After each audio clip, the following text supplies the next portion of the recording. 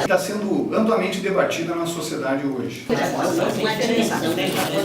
Mas não com a dimensão que passou então. Estava falando de descriminalização ou legalização? Metade da população de Santa Maria não completou 8 anos de escola. Onde está incluído educação, segurança. É esse gancho que eu quero pegar. Por favor, professor. Fiz está. Muito obrigado. A gente combinou antes. Né? Olá, amigos. Estamos iniciando mais uma edição, a primeira edição gravada no ano de 2015 do programa Santa Maria Frente a Frente aqui na TV Santa Maria, o seu canal comunitário. O programa Santa Maria Frente a Frente tem o apoio cultural de Unimed. Cuidar de você é o plano. Vou repetir, Unimed Santa Maria, cuidar de você, esse é o plano. Pampeiro, família feliz. Hospital de Caridade, a saúde que mais importa é a sua. BEI, é bom e é nosso, portalbei.com.br e Assembleia Legislativa do Rio Grande do Sul. Nós temos um e-mail para contato dos ouvintes, que é o frente@santamaria.tv.br. E os nossos programas, na sua forma inédita, são veiculados, vão ao ar, aos sábados, às 21h30, posteriormente a reprises aos domingos, às 23h, e ao longo da semana, integrando a grade normal de programação da emissora. Também podemos ser assistidos, como de resto toda a programação da TV Santa Maria, pelo site santamaria.tv.br.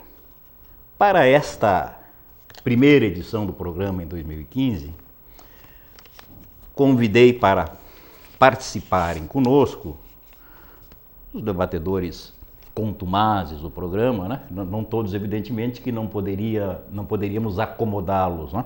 Mas os que estavam mais disponíveis, os menos bem aquinhoados financeiramente, que não estão nas Antilhas, que não estão em ingleses, Jurerê Internacional, não estão no Nordeste, né? A partir da minha esquerda, aqui no estúdio, Márcio de Souza Bernardes, nosso Marcinho, advogado, professor universitário, doutor em Direito, quase. Não, tá. Doutor no gerúndio? Doutorando. Né? Poeta, músico, nosso parceiro aqui constante. Gente boníssima. Gente boníssima. Guri bom. Não sei se eu posso dizer o mesmo. Não. Não pode. De quem está logo à minha direita, aqui no estúdio, repito, o meu queridíssimo Péricles Lamartine Palma da Costa, que o mundo conhece como Neco, né? É o cidadão com nome científico e nome vulgar. Nome vulgar, né? Isso aí, né? Que além de advogado também, é atual presidente da subseção local da Ordem dos Advogados do Brasil. Não é professor porque não quer. Não tem nada para ensinar para ninguém, nada, mas puxa, que vão aprender comigo. E tu tinhas razão, tu não pode dizer de mim a mesma coisa que disse do Márcio. Eu não sou doutorando, mas sou gente boa. Não.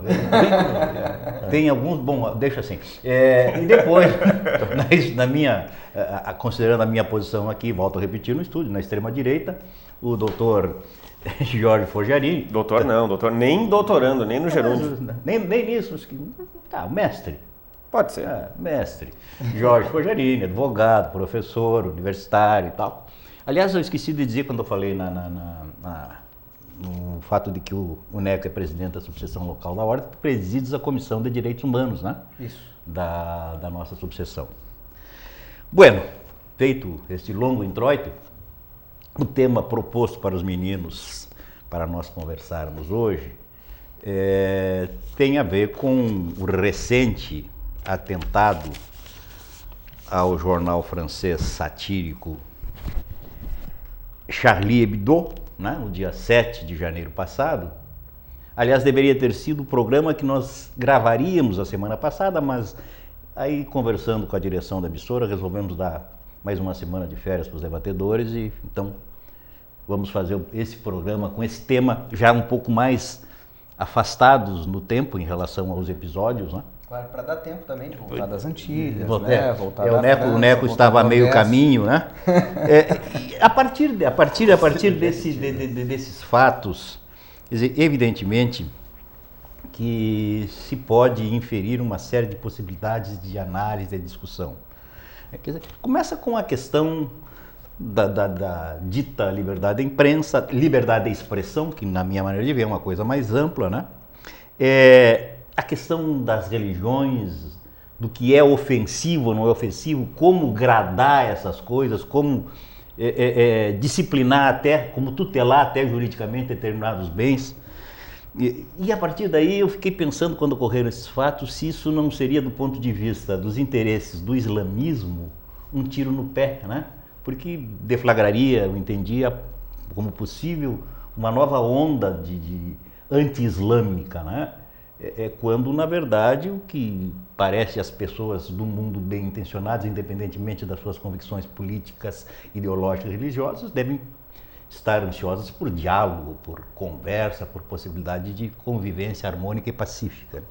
A questão das religiões hoje, né? Foi o Jorge que falou um dia desse, eu acho, numa mensagem que me mandou, quer dizer, como as religiões ainda se justificam na forma como nós as conhecemos na dita pós-modernidade. O fundamentalismo, né? Não só religioso, o fundamentalismo político, quaisquer das possibilidades que nós analisemos o fundamentalismo, que é essa desgraça. Quem começa e por qual dos caminhos possíveis de discussão quer começar? Bom, eu posso começar então, até porque eu tenho um interesse especial nesse tema porque eu me considero, de uma forma ou de outra, uma pessoa religiosa. Me considero adepta de uma religião. Eu não vou ficar mencionando aqui para não fazer proselitismo, que não é o caso. Eu acho que as religiões, elas possuem sim ainda um espaço na sociedade pós-moderna, por assim dizer, porque o ser humano, em específico, o ser humano é uma criatura que depende de rituais, né? A sociedade humana ela é muito dependente de uma ritualística, seja ela qual for. No momento em que nós temos uma religião, a religião ela congrega muito mais do que uma simples forma de pensar ou de sentir ou de conceber as coisas, ela abrange também uma ritualística toda especial. E isso não vai fugir da nossa natureza. Tanto é verdade que à medida em que as religiões elas vão perdendo força, outros aspectos rituais e também aspectos de adoração ganham força. Ou seja, nós temos a perda de um lado, nós temos o ganho do outro. Quando a gente pega, por exemplo, o fenômeno do futebol, o que nós vemos em estádios de futebol? É um perfeito ritual religioso que nós temos. Nós temos jogadores, que são absolutamente idolatrados, nós temos torcedores, que são os adeptos, que são os fiéis, se trajando de uma maneira uniformizada, de uma maneira semelhante, bradando cânticos, entoando louvor a um clube, a um jogador e assim por diante. Isso a gente pode observar com relação a partidos políticos, com relação a ideologias, com relação a inúmeras outras circunstâncias que fazem com que os cidadãos eles se unam em grupos, em adoração, em louvor, ou seja lá o que for. É claro, essa religião, ela muda muito, ela muda os seus rituais, ela muda os seus conceitos, muda a sua forma comportamental, mas ainda assim ela nos oferece um padrão ético. E quando eu coloco padrão ético, eu não falo no sentido positivo ou negativo. Coloca um padrão ético, seja ele qual for. E isso tende a agregar cidadãos de uma maneira ou de outra. O padrão ético da Igreja Católica é um, o padrão ético das religiões neopentecostais é outro, das religiões ligadas ao judaísmo é outro, dos islâmicos é outro, mas são padrões éticos. E as pessoas tendem a se sentir confortáveis dentro desses padrões éticos, assim como acontece com os céticos, que hoje em dia podem ser considerados muito bem uma nova religião, sim, ou pelo menos uma nova doutrina de pensamento e de sentimento. O ceticismo e muitas vezes o proselitismo, ateu ou agnóstico, dependendo do ponto de vista como se aborda isso. Aquela coisa muitas vezes raivosa e aquelas muitas vezes incompreensiva em relação às demais formas de pensar. Eu só queria fechar uma coisa, essa primeira manifestação, dizendo o seguinte: muitas vezes você comete um grande erro de tentar explicar a religião por aspectos racionais. Eu acho que são coisas absolutamente distintas. São coisas totalmente diferentes, né?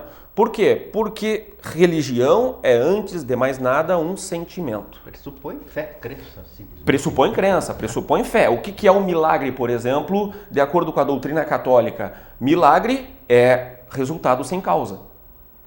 É isso, ou seja, é algo que não exige uma explicação racional e não deve ser interpretado ou não deve ser levado à risca de acordo com critérios racionais. É algo como, por exemplo, a gente pode explicar o amor que um cidadão, que uma pessoa tem por seus pais ou por seus filhos. Pergunto, os nossos pais são pessoas melhores do que outras? Claro que não, mas nós guardamos um amor especial. Isso é racional? Não é racional. Isso é sentimental, não é algo que eu possa explicar, dizer que eu amo por isso ou por aquilo. A religião tem esse componente de sentimento e é por isso que a religião ela costuma trazer muita suscetibilidade. Parafraseando aquele grande deputado, grande no sentido físico, Roberto Jefferson, que dizia que era muito perigoso ferir suscetibilidades alheias. É perigoso eu pegar o calcanhar de Aquiles, do nosso amigo Péricles, e ofendê-lo nesse ponto. Por quê? Porque eu vou ferir não a sua razão, eu vou ferir o seu sentimento. E quando eu ferir o sentimento dele, eu posso esperar, como o Papa disse agora, eu posso esperar um soco. Eu vou ter atingido ele no seu ponto fraco. É isso que acontece. O que nós estamos vendo? Nós temos uma religião que é absolutamente instável, porque nós temos inúmeros grupos professando supostamente uma fé e que tem as mais diferentes formas de agir e que tem se notabilizado ultimamente por uma fúria, por uma violência absurda. E ainda nós temos uma provocação que muitas vezes eu considero deliberada, eu considero deliberada, e eu acho que nós temos aí algo muito perigoso. É como eu chegar numa vila, ofender todo mundo e dizer não pela liberdade de expressão. Ora, é claro que eu tenho liberdade de expressão, porém eu tenho que ter cuidado com as expressões a que eu me refiro. Tem questões bem interessantes, que se me permite, À vontade. que o Jorge levantou, e claro que esse é um dos pontos de análise da situação, esse viés religioso, e eu acho que é importante que a gente também o enfrente, né? Eu queria primeiro fazer uma correção no sentido do pacto semântico, não uma correção, mas a forma como eu entendo. A diferença que tu citaste, um autor, biólogo chileno, Humberto Maturana, trabalha muito isso, entre a questão do racional e do emocional, não do sentimental. Há uma diferença entre o sentimento e a questão da emoção. Na verdade, os rituais, as religiões, sejam elas quais forem, inclusive as religiões racionalistas, né? E nós já tivemos isso como exemplo do próprio positivismo, né? Que se pretendeu, inclusive, uma religião, segundo Augusto Comte. No meu ponto de vista, supostamente irracionais.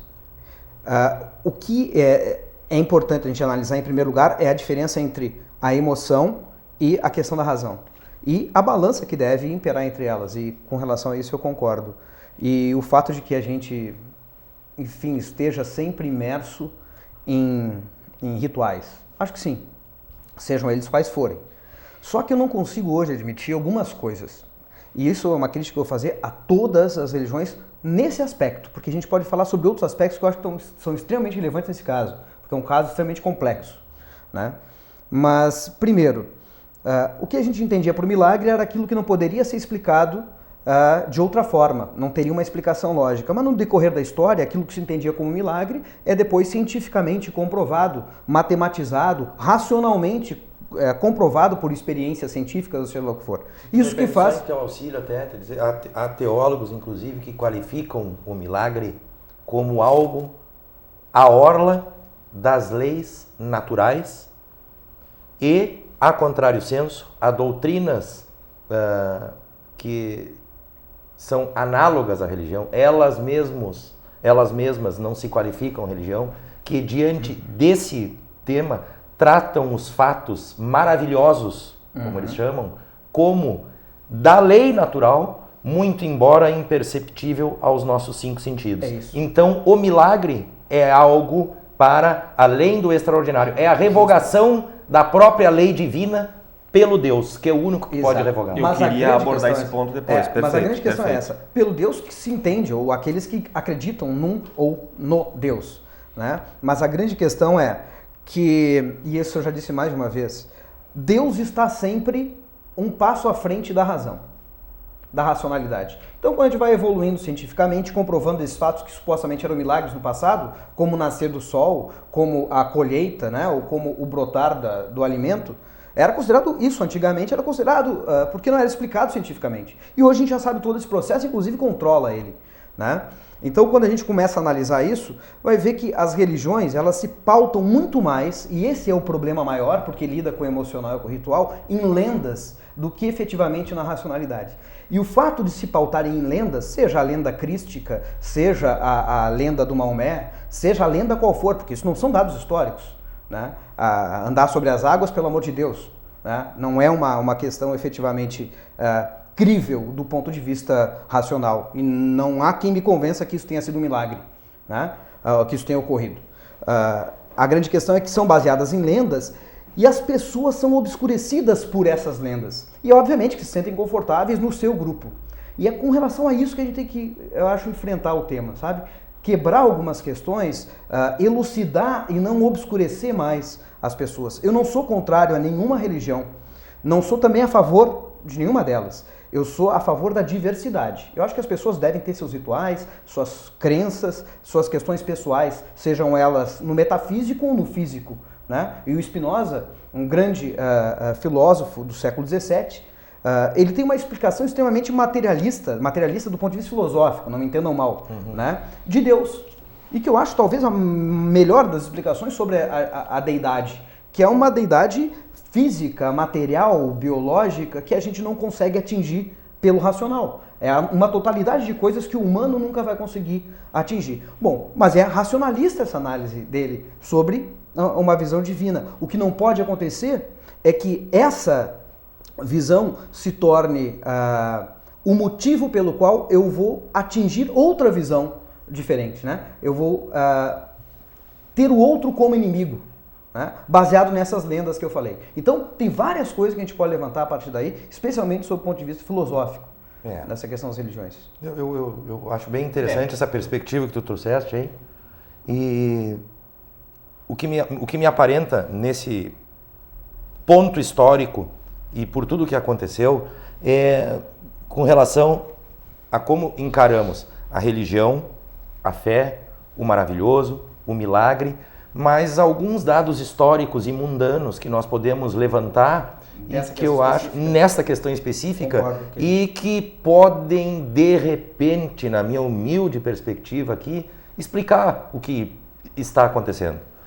Se nós formos perceber os textos sagrados do Corão, da Bíblia, são todos eles textos que, como já sabemos, do Torá, exatamente, dão a cada leitor uma gama de interpretações infindáveis. Esse é o primeiro ponto. Propositalmente. E baseado em lendas iniciais. Exatamente. E mais, usando estas lendas, as figuras de linguagem da época. Simbólicas, Tu quer fazer uma interrupção? Eu vou precisar, infelizmente, Mas é um problema da cadeira. infelizmente eu Ninguém mandou preciso. sentar aí. Já fui, não, passou rápido, sinal do que a coisa está andando bem, né? Depois, na sequência, tu continuas, por favor. Ou no próximo programa tu me convida para vir só no segundo bloco. Só no segundo bloco. Pode ser. Nós vamos fazer um rápido intervalo e já retornamos. É esse gancho que eu quero pegar. Por favor, professor. Fiz está. Muito obrigado. A gente combinou antes, né? A revolução em design e tecnologia já chegou na Pampeiro. Chegou o Up, o subcompacto da Volkswagen, produzido no Brasil por quem gosta de ousar. Tudo nele é Up. Venha conhecer toda a segurança, potência e economia deste modelo.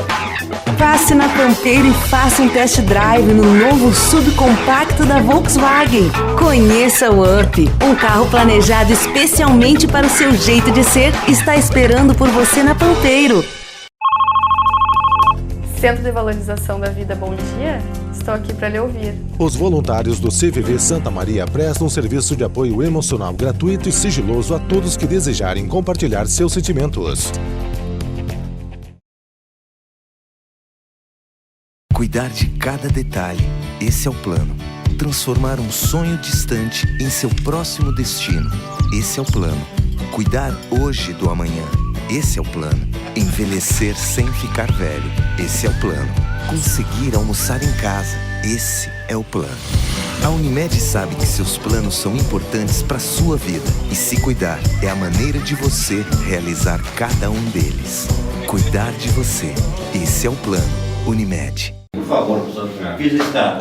Muito obrigado. A gente combinou antes. Estamos de volta com o programa Santa Maria Frente a Frente para Unimed Santa Maria, cuidar de você, esse é o plano.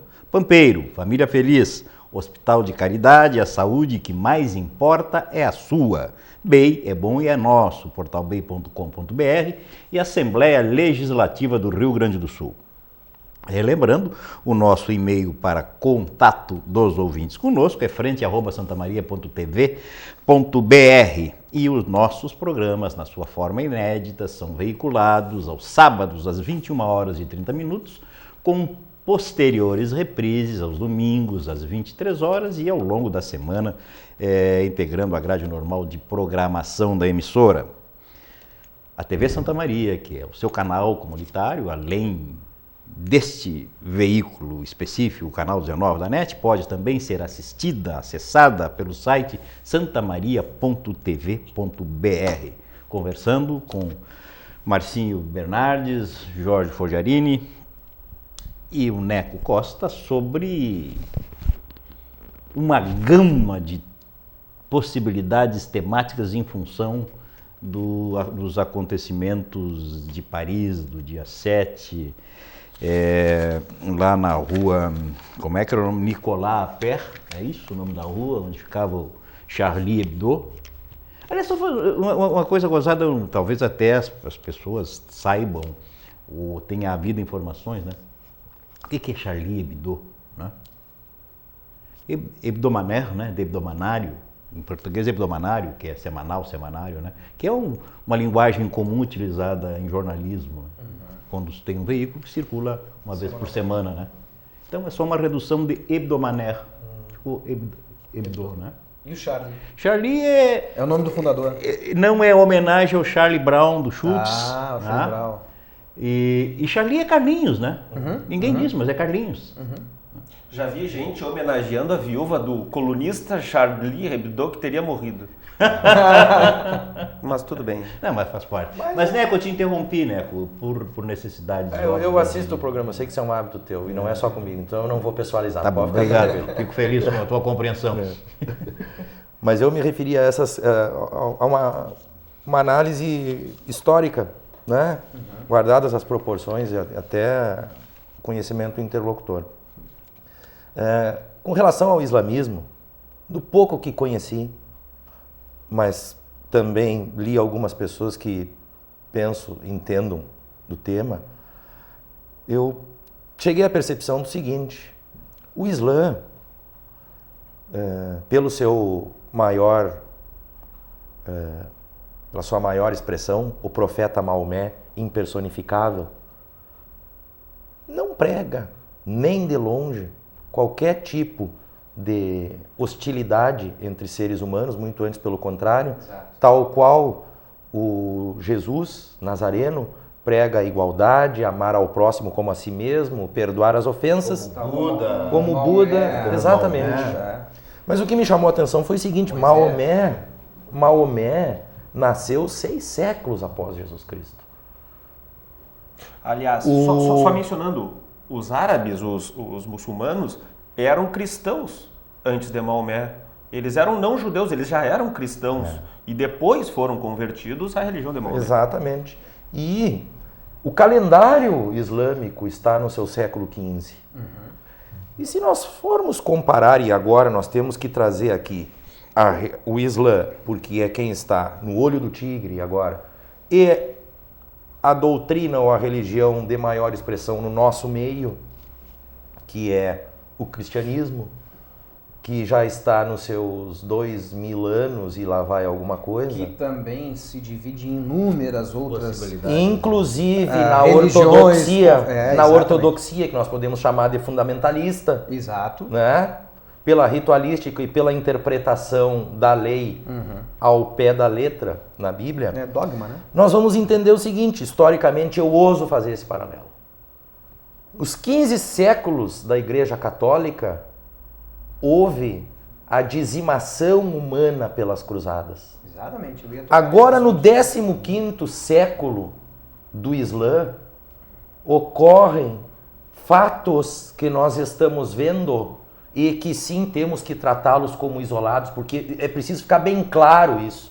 Não é ritual do islamismo a dizimação dos semelhantes. Só me em um ou outro ponto. Complementar isso aí, na verdade, o que mais me apavora em toda a publicação da imprensa internacional ocidental tem sido a demonização do Islã.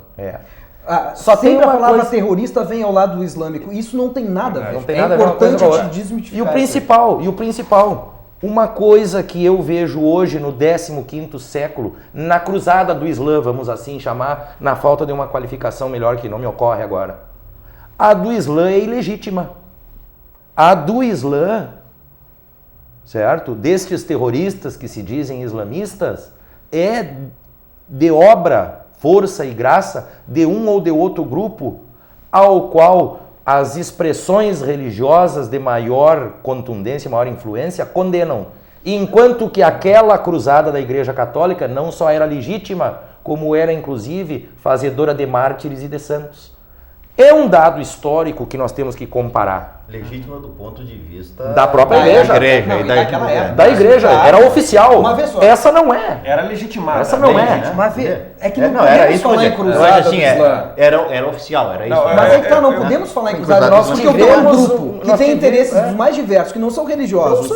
E que fazem um ataque. Dizem ser em nome da religião, mas a religião diz que não é em nome dela. Eu gostaria de fazer um parêntese, né? Todas as manifestações de autoridades islâmicas foram no sentido de condenar Exatamente. Eu só queria concluir. Sejam lideranças políticas, sejam lideranças religiosas. Não é da religião. Eu só queria concluir também num outro sentido. Com relação ao fato em si que ocorreu. Primeiro eu quero fazer uma consideração aqui, em nome da liberdade de expressão, pouco me importa se vão gostar ou não. Já que pediram uma opinião, vou dá-la. Esse periódico, esse jornal, para mim inexpressivo, perdão pela ignorância, jamais havia ouvido falar dessa publicação, certo? Pela sua ostensividade, certo? Ou mesmo extensividade, inexpressivo e não faz falta alguma.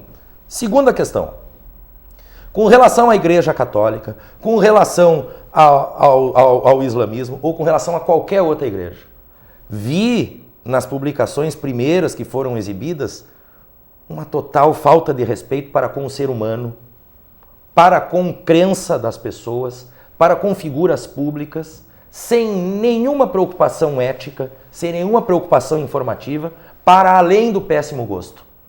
Foi isso que enxerguei. Ele tem que tomar cuidado com isso, cara, porque tolir o humor. É claro que tem um limite. Eu não estou tolhendo o humor. Tem um limite. O problema é se eles atacassem um grupo só. Do bom gosto. Então, assim, eu até, só para concluir... juízo de valor até do seu ponto de vista estético. Estético, tudo bem. Não quer dizer que eu concorde com o Charles Hebdo. Claro. Mas eu defendo a possibilidade deles fazer o que eles faziam, porque eles se intitulam, inclusive, politicamente, como anarquistas, né?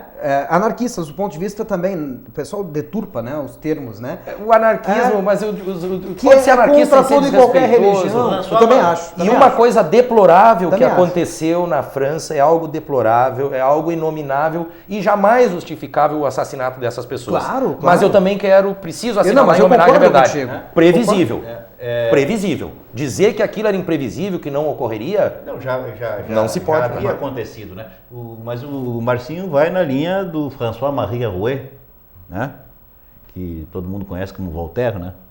Não, mas pô, ainda que eu não concorde com uma só palavra do que diz, eu lutarei até a morte pelo direito que ele possa dizer. Especialmente a forma como ele faz. Por exemplo, agora há pouco saiu na internet uma série de capas da Charlie Hebdo, dizendo que a revista era racista ou não tinha bom gosto justamente na questão do humor. Aí aparece uma primeira-ministra na época acho que era da educação, francesa negra, né, e um corpo de macaco. Aí estavam dizendo isso. Mas tiraram todo o contexto daquilo. O que aconteceu nesse episódio?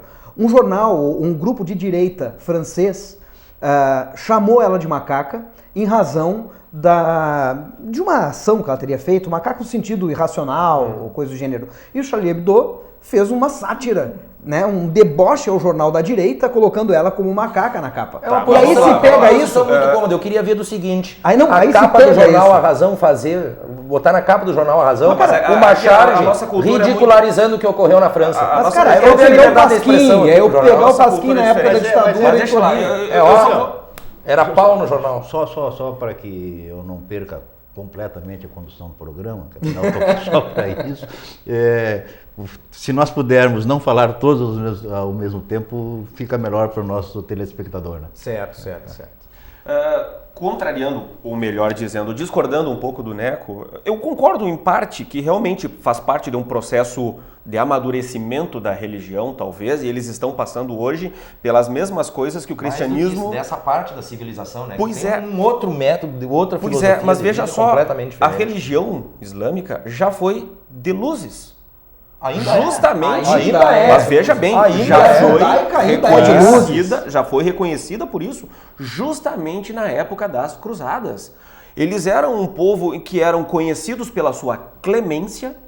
Eles eram conhecidos, inclusive, os cristãos, os reis cristãos, rendiam homenagens a Saladino em função da sua clemência, da sua honradez.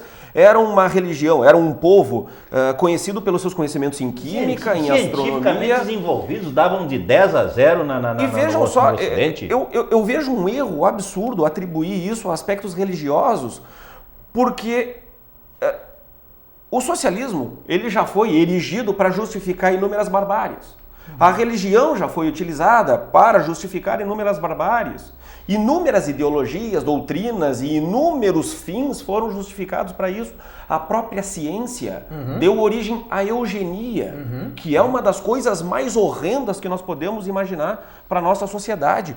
E uma coisa que me chama muito a atenção... Explica em 2 palavras para o nosso telespectador menos atento. Higiene racial, ou seja, aquela ideia de que os povos podem ser depurados racionalmente. Né? Higienizados racialmente. Exato. Isso foi feito em nome da ciência. E existiam universidades na Suécia, nos Estados Unidos, na Alemanha, especializadas em eugenia. Só um parênteses, a Alemanha, inclusive nazista, ela era totalmente baseada não só na eugenia científica, como em rituais religiosos, no sentido de religare, que trabalhava emocional. E uma coisa que me chama a atenção, o Estado Islâmico, por exemplo, possui um arsenal poderosíssimo e eles não produzem um cartucho de bala.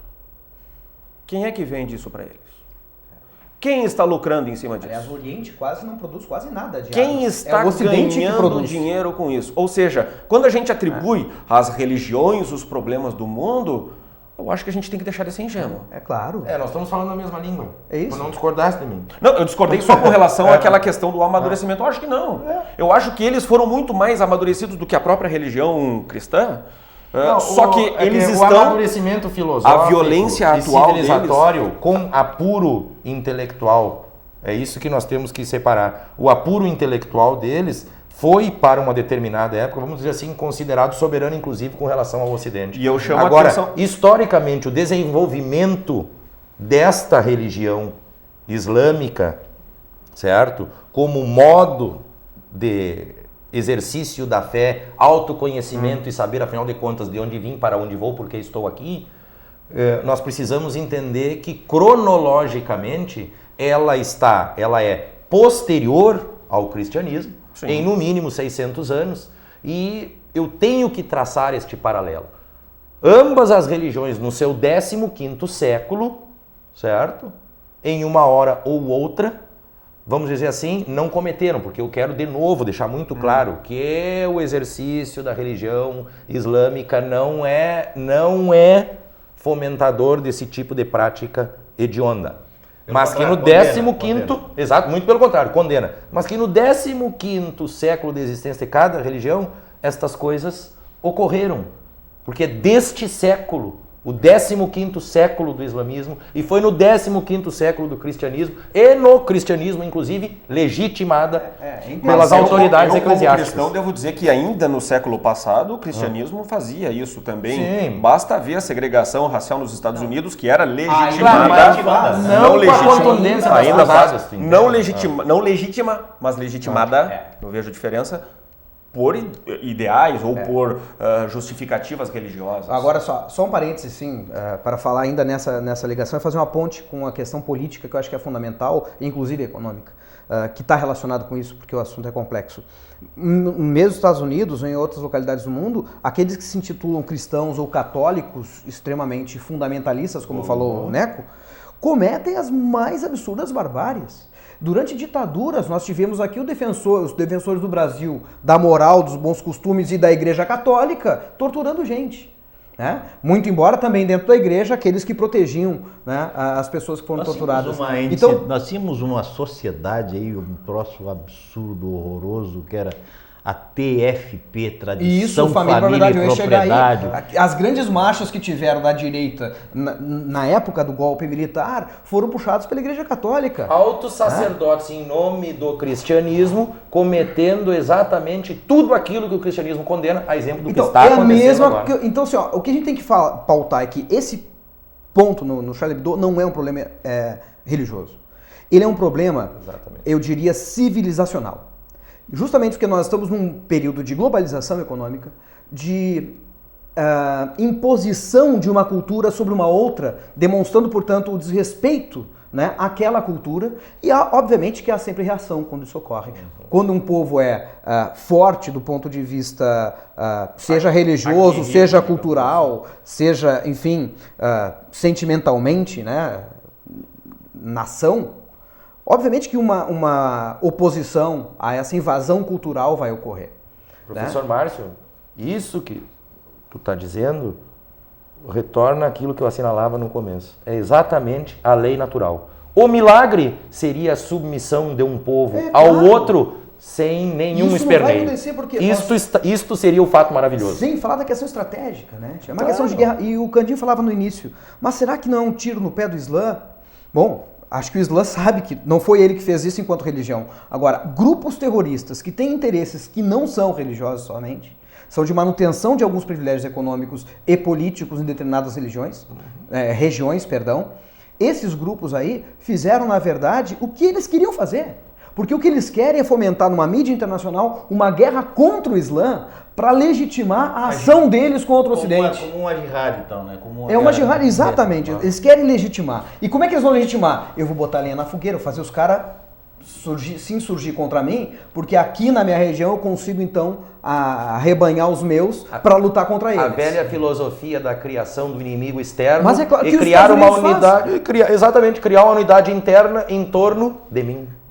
Que os Estados Unidos fazem, que a França já fez. Não vamos deixar a França como anjinhos da história, né? Porque a Revolução Francesa, a gente sabe como se desenvolveu, né?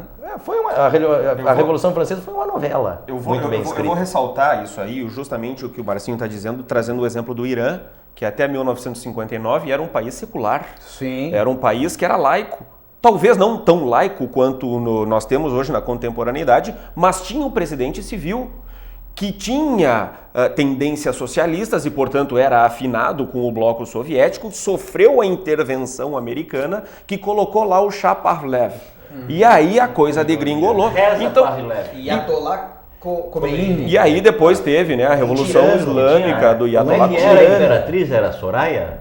Não saberia dizer. Aí já está me exigindo era uma bela mulher. Foi montado. Nunca vi tirando montado e que, na verdade, alicerçou todos esses atos e esse modus operandi daquele Estado. Agora eu tô perdido. Inclusive foi na época dele a condenação daquele escritor. Foi o Ayatollah Khomeini. É a tua vez, filho. Eu não posso fazer nada a não ser cumprir a determinação do Leandro. Ele disse que eu preciso encerrar o bloco. A minha liberdade de expressão. Vamos analisar lá no terceiro bloco. Ainda bem que não tem fundamentalismo. Nós já retornamos. É esse gancho que eu quero pegar. Por favor, professor. Fiz está. Muito obrigado. A gente combinou antes. Cuidar de cada detalhe. Esse é o plano. Transformar um sonho distante em seu próximo destino. Esse é o plano. Cuidar hoje do amanhã. Esse é o plano. Envelhecer sem ficar velho. Esse é o plano. Conseguir almoçar em casa. Esse é o plano. A Unimed sabe que seus planos são importantes para sua vida e se cuidar é a maneira de você realizar cada um deles. Cuidar de você. Esse é o plano Unimed. A revolução em design e tecnologia já chegou na Pampeiro.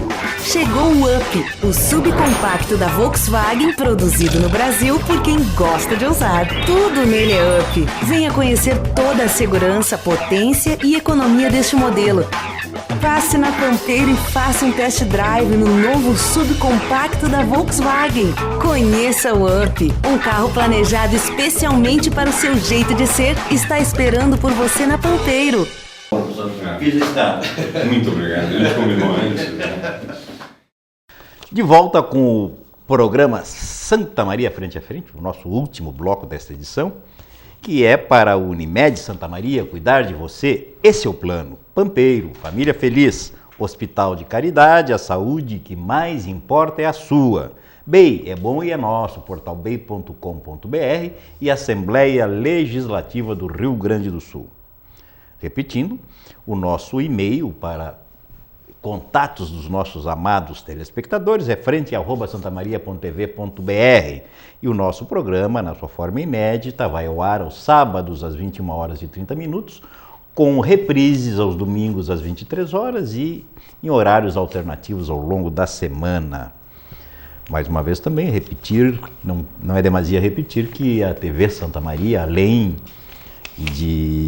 da veiculação pelo canal 19 da NET, pode ser assistida, pode ser acessada pelo site santamaria.tv.br.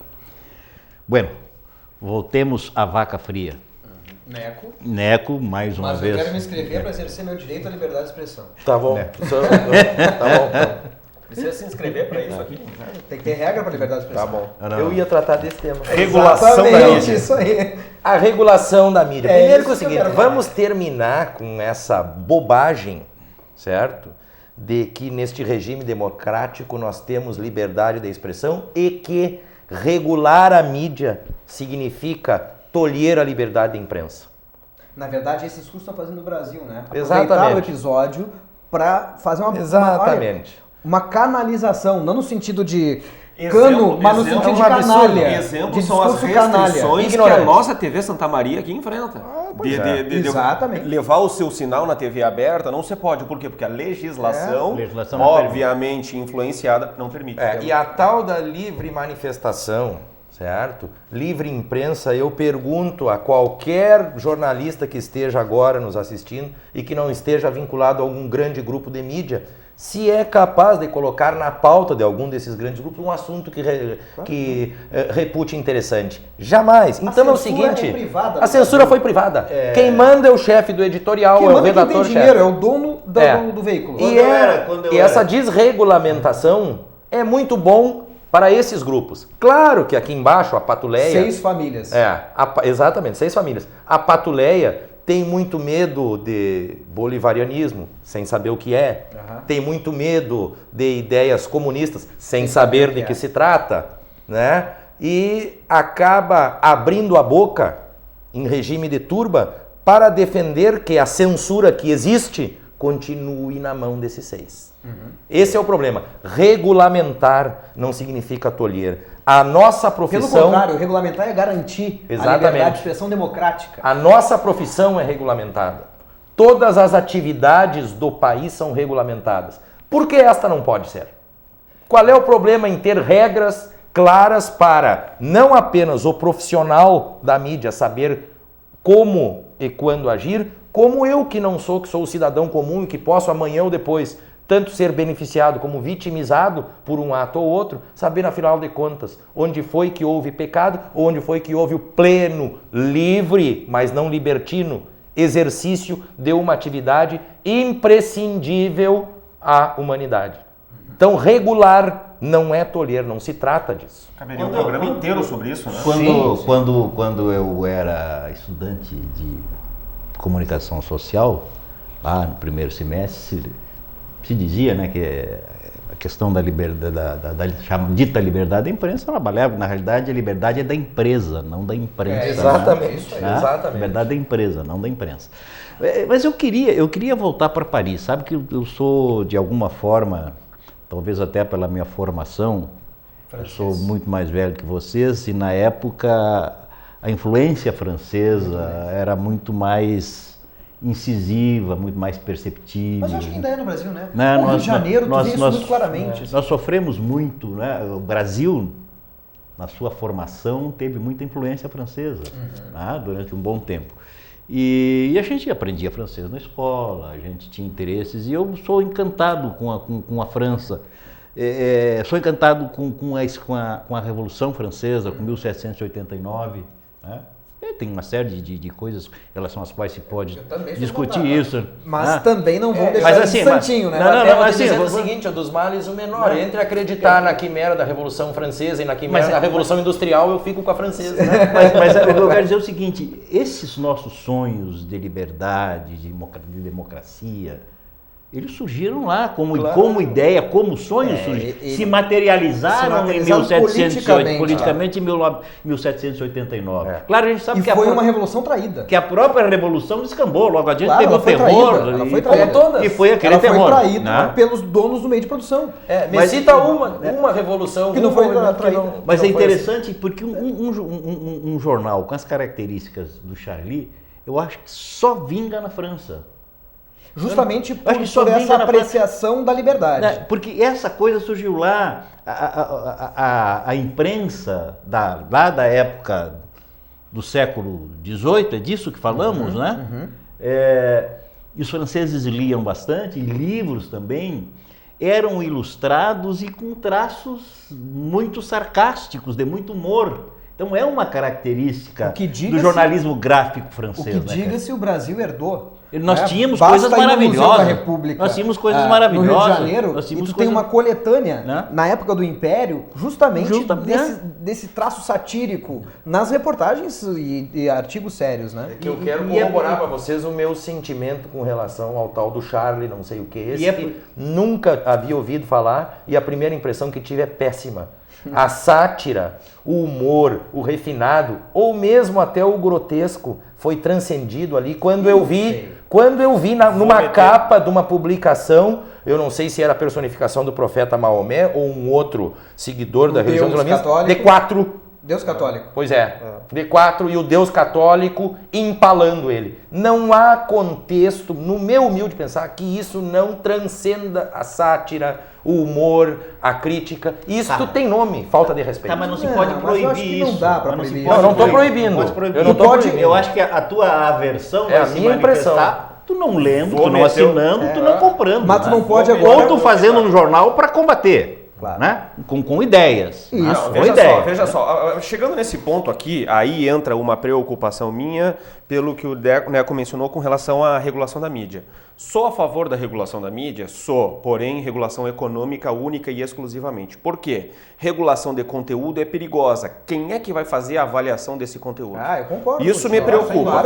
Então, veja bem, eu acho desrespeitoso. Jamais é conteúdo. Eu acho desrespeitoso, repito, eu como um religioso que sou, relativamente, obviamente, eu me senti, assim, desrespeitado, etc. Porém, dentre os meus critérios religiosos, existem dois que são preponderantes. Primeiro lugar, sacralização do corpo. Eu não posso tocar em corpo alheio sem consentimento para machucar de qualquer forma. Segundo, compaixão.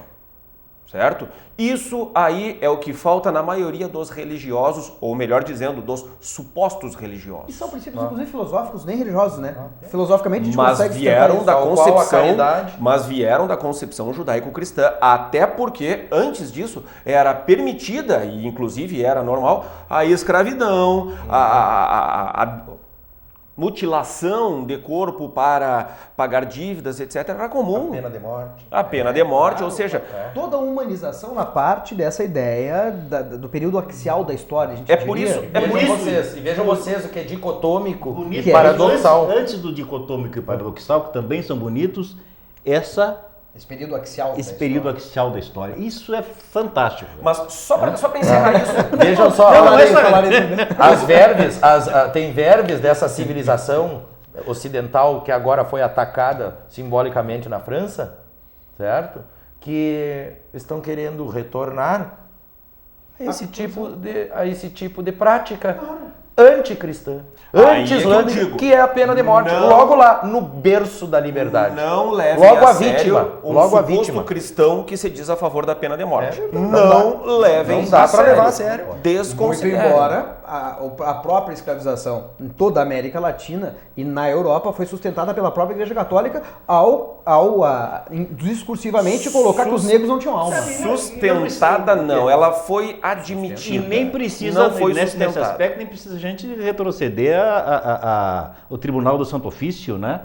E as suas penas, né? Claro, eram extremamente... todo medievo, e os procedimentos de prova, né? A redenção dos pecados mediante o quê? A confissão. E aí, eu fiquei sabendo uma das coisas, de como se dava as torturas, né, do Santo Ofício no medievo, e realmente não podiam derramar sangue, né, e tocar sangue ali, então o sujeito numa fogueira, ele não era colocado diretamente na fogueira, porque explodiriam e ele derramaria sangue, ele era cozido. Tu imagina só? É um suplício impensável. Isso é atroz, né? Em nome de Deus. Em nome de Deus. Em nome de Deus. No medievo. Do poder. Não. O discurso da igreja era esse em nome de Deus. Mas ela era não realmente dizia em em nome do nome do poder. poder. Tá certo. Fazia em nome do poder. Tá certo. Dizia em nome de Deus. Era o veículo ideológico, né? É que Para não, é convencimento. justo, é o veículo. É o Agora, a veículo gente não ideológico. pode colocar a culpa no sofá. Né? Naquela velha metáfora, não podemos culpar o sofá pela traição. Então, culpemos as pessoas. As pessoas... Claro, até porque a própria igreja, pediu desculpa. Gente, de grupos econômicos e grupos de poder. É isso Ela que eu queria pediu falar da desculpa, liberdade. ela própria assumiu essa culpa.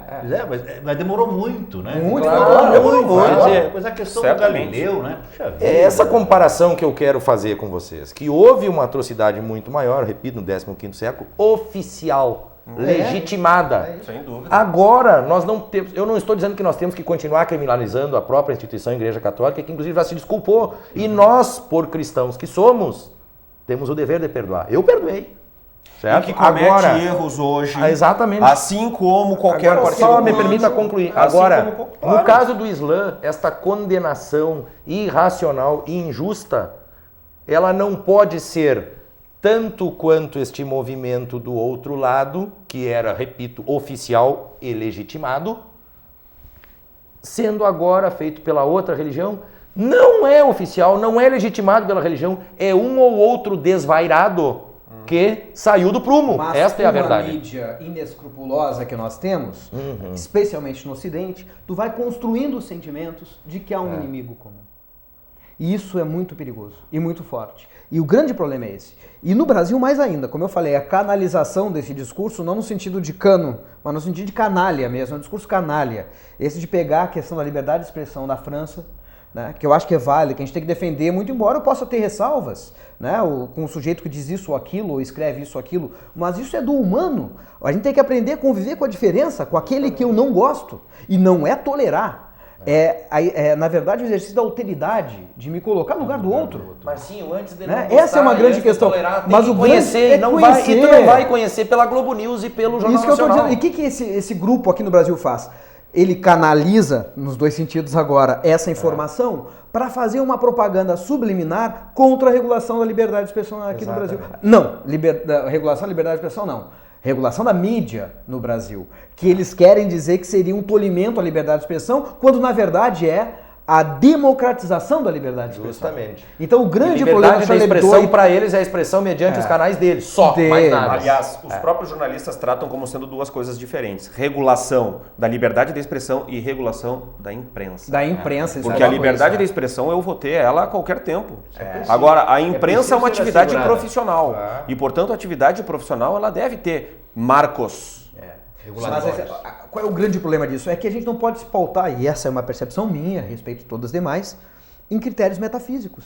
Sejam em lendas do passado ou do presente, para justificar a minha bondade e o meu respeito ao outro. Eu tenho que justificar isso, justamente pela condição humana e de humano. Mas os critérios Né? metafísicos A ideia da estão diversidade. na nossa vida. A ideia da diversidade. Os critérios metafísicos eu acho que são Bueno, mas aí nós vamos discutir posições de mundo. São inerentes à condição humana, porque, por exemplo, se eu tiver mais condições materiais, eu poderia, por um cálculo racional, assassinar todos que estão à minha volta para obter um maior conforto. Isso poderia ser racional. Mas não é ético porém, nem moral, nem humano. Mas a questão da ética e da moralidade não foge da materialidade, não foge da física?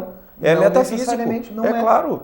Eu acho que nós não podemos partir para um utilitarismo exacerbado. Claro que não, eu sou anti-utilitarista. Exato. Nós Mas não sou podemos humanista. cair naquela ideia de Stuart Mill dizer tudo pela nossa felicidade hoje e a moralidade, o discurso amoral, ele é muito sedutor, ele é muito leve, ele é muito fluido, porém eu acho ele perigoso.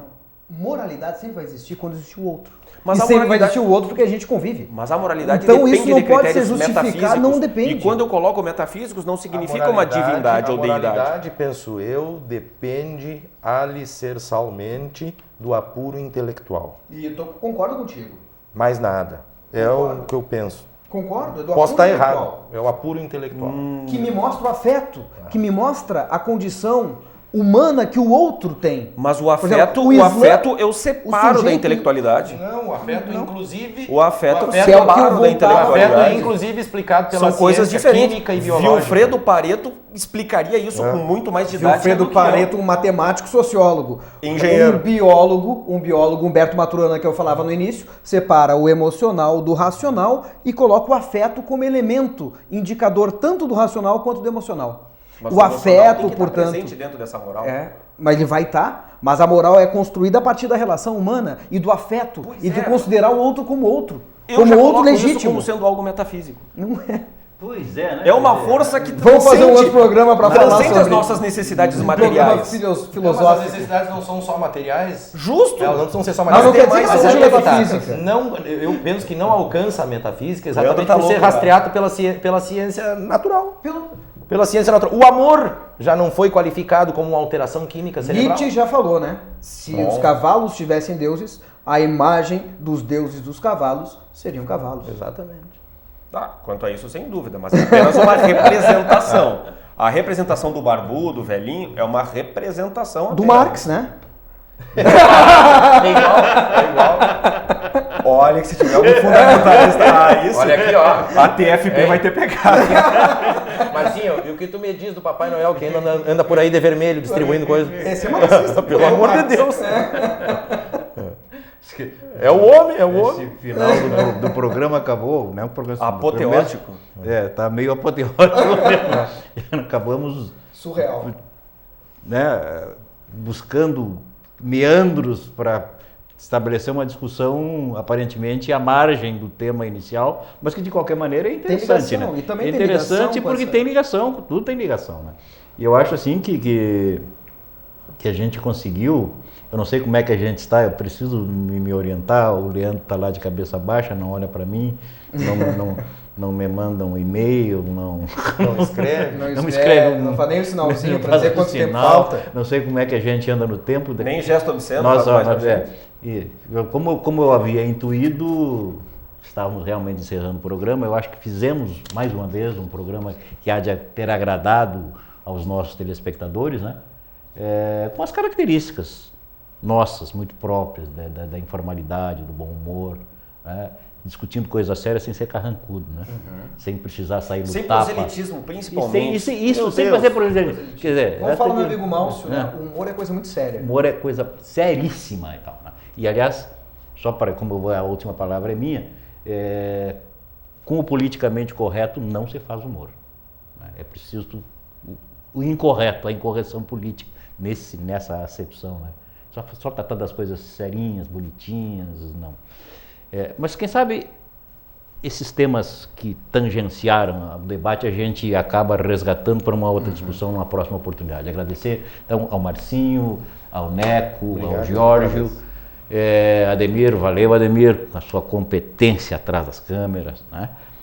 O Leandro lá nos controlando à distância. Obrigado ao nosso telespectador e nós retornamos semana que vem.